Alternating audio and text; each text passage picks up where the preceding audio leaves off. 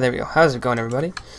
Sorry, my mic is muted there for a second. Welcome to a new series. I really have sort of run out of ideas on what to build in the not single player, but the donator server, but I'll think of something eventually and we'll head back there. I mean, we have a few little things to do, but not enough for it to have action-packed episodes like I want to have.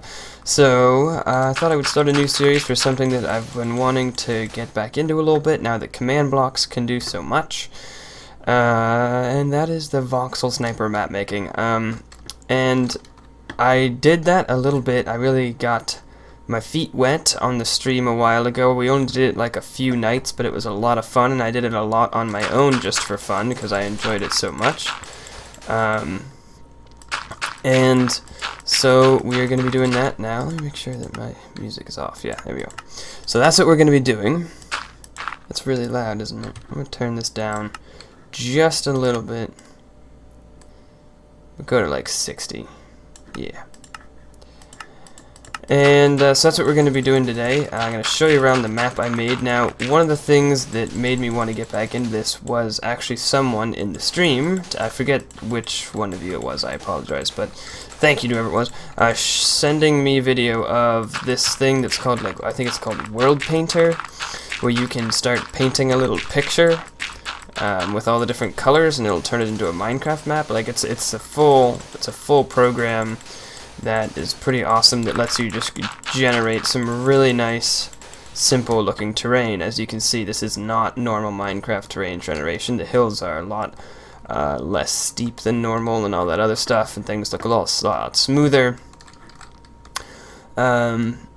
So I fired up a board like that, and first thing we're gonna do today is we're gonna fly around the world, and I'm gonna show you what the canvas that we have to work on is gonna look like, what I've created here.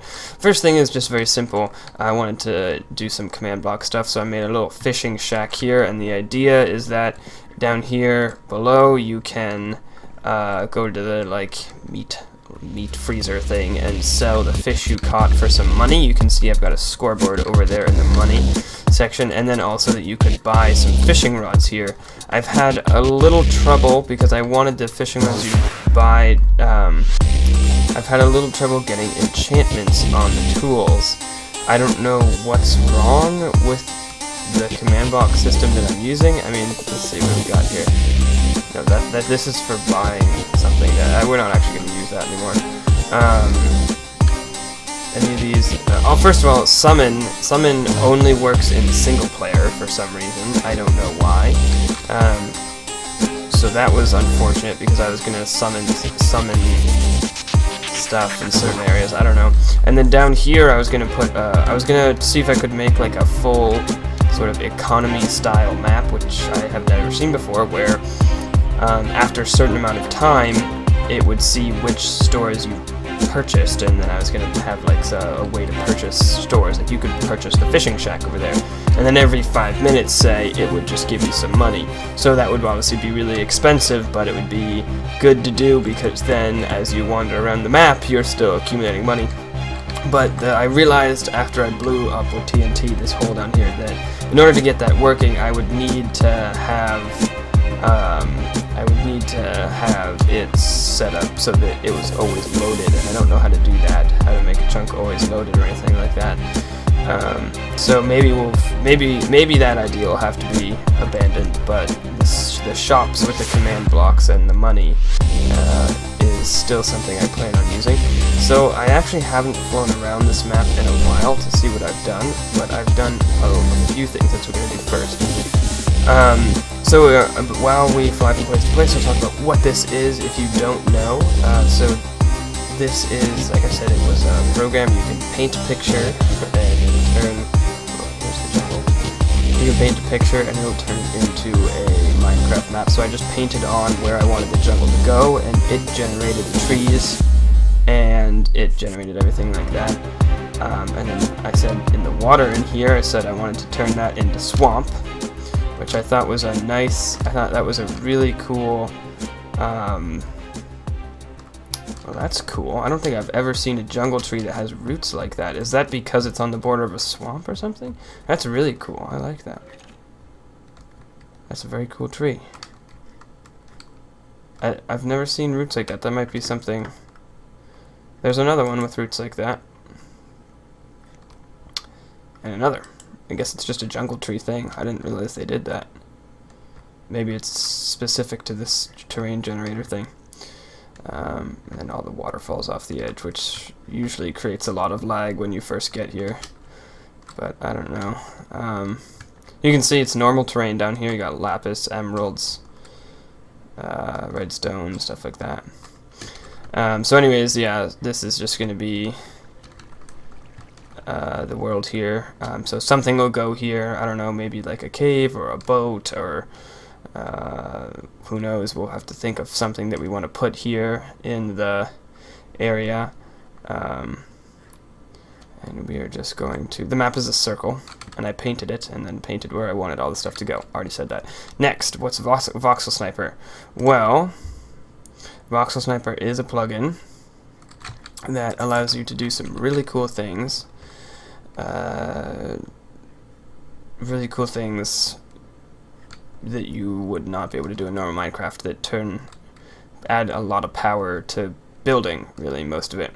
So, as you can see, the biome is a mesa biome, and it has red sand around, which is pretty cool. Cactuses and dead flowers, so it's kind of like a desert that's all red. And I guess I could give you an example here. So if I wanted to put some grass in here, right, I could do /v2, which will set my material to grass, and then I could do /b8, which is going to set the brush size to 8, and then I could do something like /b D for disc, right? And now you have two tools. You have the arrow and the gunpowder. If you use the arrow, it'll turn everything on the layer you clicked in a disc to grass, like that, right? And I can type /u to undo. If I use the gunpowder, it does it on top of the block you pressed, right? So that's the difference. So you can see that the arrow did it on the layer you clicked, and that did it on top. So I can just undo those right there, and it's back to the way it was. I think there was a dead bush around here somewhere. Actually, it got broken, so toss some of those back in. And that's that. So those are two things I built. I haven't built any structures, and as you can see, this place needs a lot of cleaning up around the edges here, which is going to be really easy to do in Voxel Sniper, should be good. Adding paths is something else that Voxel Sniper is good for, because we can pick a few different materials, I believe, and then say randomly intersperse these materials over this area, and then we'll just fly up here painting along with the arrow, and it'll make the paths. So that's one thing we have to do.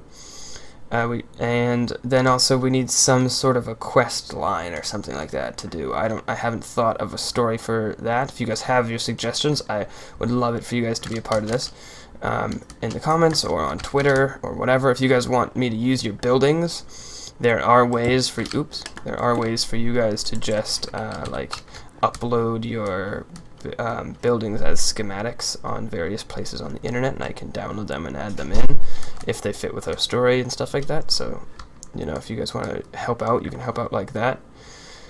So this is an area I added that was like one of the higher areas. Obviously it's not that high up. I might actually see if there's a way with Voxel Sniper to easily and smoothly raise this terrain up just a little. It is another mesa biome, but this time it's with the hardened clay and stuff like that. So, you know, something here. I was thinking we could maybe disperse some ores throughout here, and you could sell those. And I think with command blocks these days, there is a way to continuously check. I mean, you guys just saw. I don't know what state the series is going to be in. It should be, by the time you see this, it should be close to being over, I think.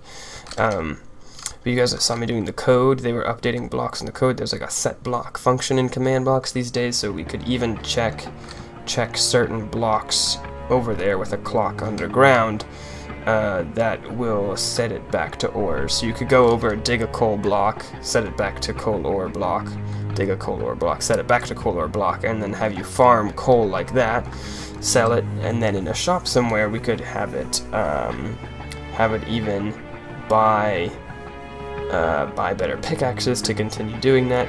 So this is interesting. We're not on peaceful, but I'll set it to peaceful in a second.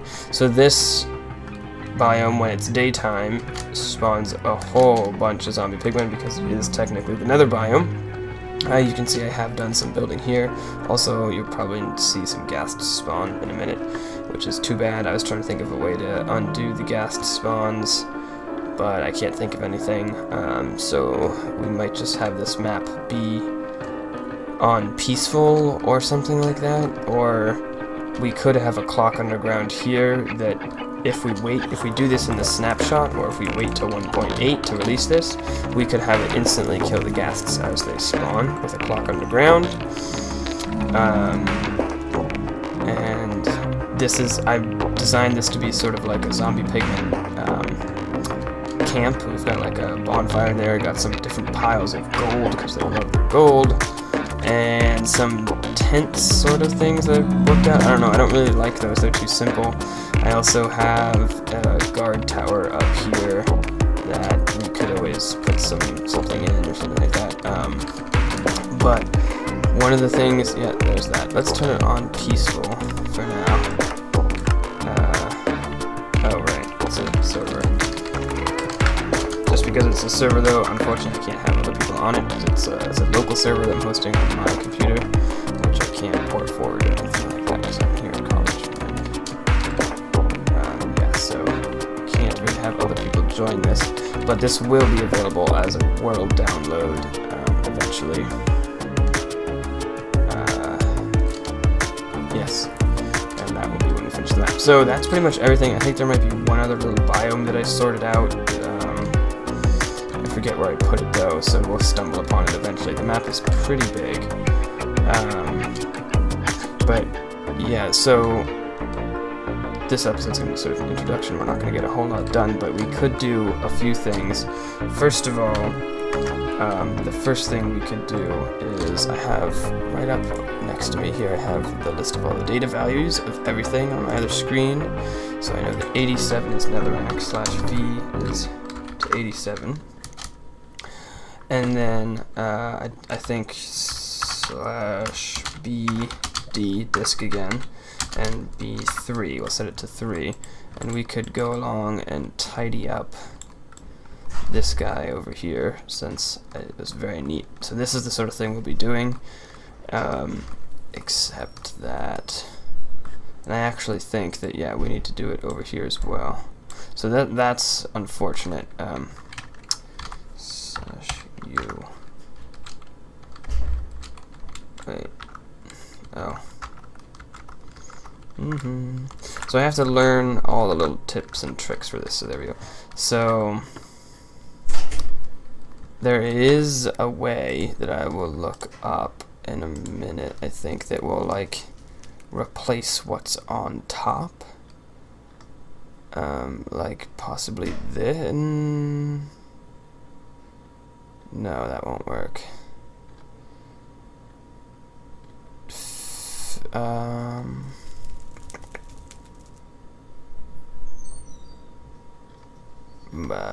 Wait 1 second. I will find this. Yeah.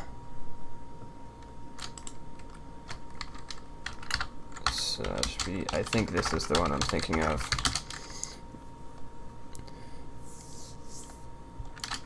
And that might work. Right, so it's kind of a splattering thing, which is, so actually is S over a thing? Or, sorry, B over. Oh, come on. Oh! There we go. Now yeah, that's what I was thinking of. Now you can see it's not adding any new netherrack, and I think if I do this, yeah, that's going to be a little weird, so let's not do that. Hey. So we want to use the arrow. So that's just coating on top of all the sand, turning it into netherrack, which is what we want to clean up the edges here. And we will be doing this for every area transition so that things are all neat and tidy. But like I said, I used the World Painter to make this stuff, so kind of the broad stroke stuff was done in a different program, which I could do a video on if you guys want me to. Let me know. Twitter, comments. So I'm going to cut after this and do a little reading, because this episode's coming to a close pretty soon. This is, like I said, just kind of an introduction. Oops.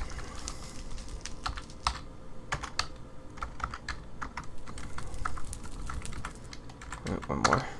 There we go.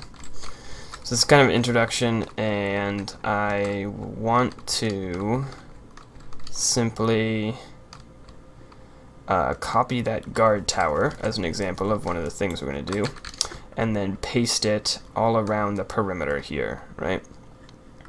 And that will be a good example of what we're going to do in the future. We'll find a build online, maybe from one of you guys if you submit them, or if not, then we'll build one of our own that will fit these areas, and then we can copy and paste it in different ways and maybe come up with some nice little towns like this. This is like a bandit camp that I think what we'll do is I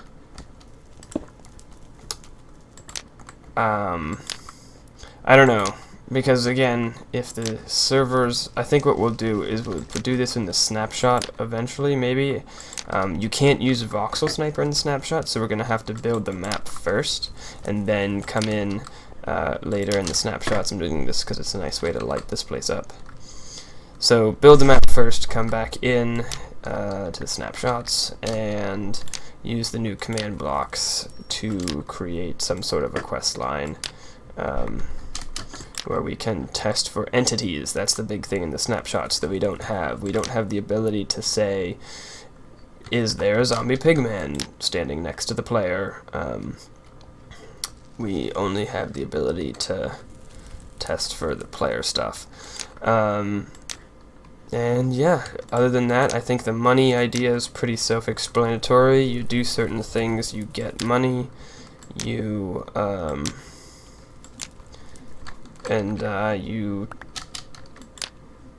Yeah, so this is going to be a learning process for me as well, though, because I haven't done much with command blocks, so hopefully I'll get to learn this knowledge and then pass it on to you guys, and we will all have a wonderful time.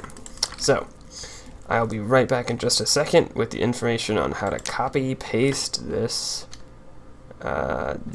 guard tower. Alright, this is a great tool. I love it. It's good. So basically you have to select 2 points and to copy things. So you know, if you want to select these 2 clay blocks, right? Well, actually no, let's make it thicker so that I can demonstrate what I want to do. If this is what I want to select, right? You select 2 points. You select it's 2 points that will encase the whole thing. So that point will encase it, and then that point will encase it, right? So that between those 2 points, you know, if we were to draw out this way, if we were going to go travel from one point to the other, right, we would go over this way, and we would go down this way, and we would go over this way, right? So that's going to encase the entire thing, which is exactly what we want. And I'm sure we're going to screw that up some points, so we'll have to try multiple times, but, oh, hey. Gosh, you go away. The secret. Secret that it works. So I already did it, but I'm going to do it again. Basically, so then I come down here to the corner, and I select, so I select by right-clicking with the arrow on this block, it's his first point, right?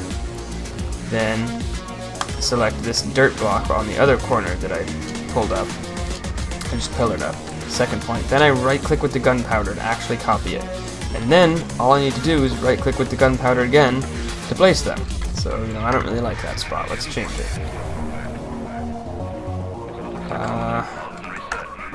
What about something closer to there?